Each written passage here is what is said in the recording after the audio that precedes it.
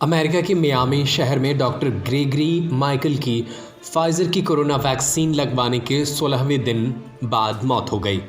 Doctor Gregory की पत्नी हेइदी निकेलमान ने कहा है कि 18 दिसंबर को उनके पति को कोरोना वैक्सीन लगने से पहले वो पूरी तरह से स्वस्थ और एक्टिव थे।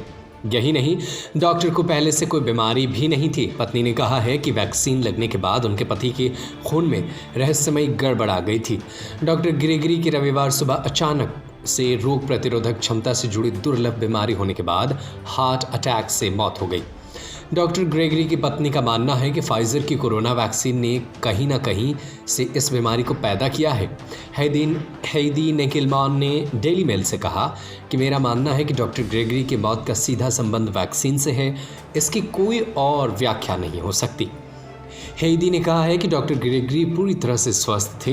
वो सिगरेट भी नहीं पीते थे, कभी कभी वो शराब पीते थे, वो व्यायाम करते थे और समुद्र में गोते लगाते थे। उन्होंने मेरे पति की तरह हर तरह से जांच की, यहाँ तक कि कैंसर की भी जांच की गई और उनके अंदर कुछ भी गलत नहीं पाया गया। उधर इस मौत पर फाइजर कंपनी ने कहा है कि उन्हें डॉक्टर ग्रेगरी के बहुत ही असामान्य मौत की जानकारी है और वे इसकी ज़्यादा जांच कर रहे हैं। कंपनी के प्रवक्ता ने कहा है कि इस समय हम नहीं मानते कि वैक्सीन का डॉक्टर ग्रेगरी की मौत से कोई सीधा संबंध है। बताया जा रहा है कि वैक्सीन लगने के बाद डॉक्टर ग्रेगरी के अंदर तत्काल कोई साइड इफ़ेक्ट नहीं देखा गया था। हालांकि 3 दिन बाद डॉक्टर नहा रहे थे, उस समय उन्होंने देखा था कि हाथ और पैर पर खून की तरह लाल चकत्ते पड़े हुए हैं। जब उन्होंने खुद ही अपनी माउंट सिनाई मेडिकल सेंटर में अपनी जांच कराई तो डॉक्टरों को पता चला कि वो प्लेटलेट की भारी कमी से जूझ रहे हैं। इसी अस्पताल में डॉक्टर ग्रेगरी को टीका लगाया गया था। हेइदी ने कहा है कि प्लेटलेट्स को छोड़कर खून की सारी जांच सामान्य आई है। प्लेटलेट्स 0 तक पहुंच गए हैं।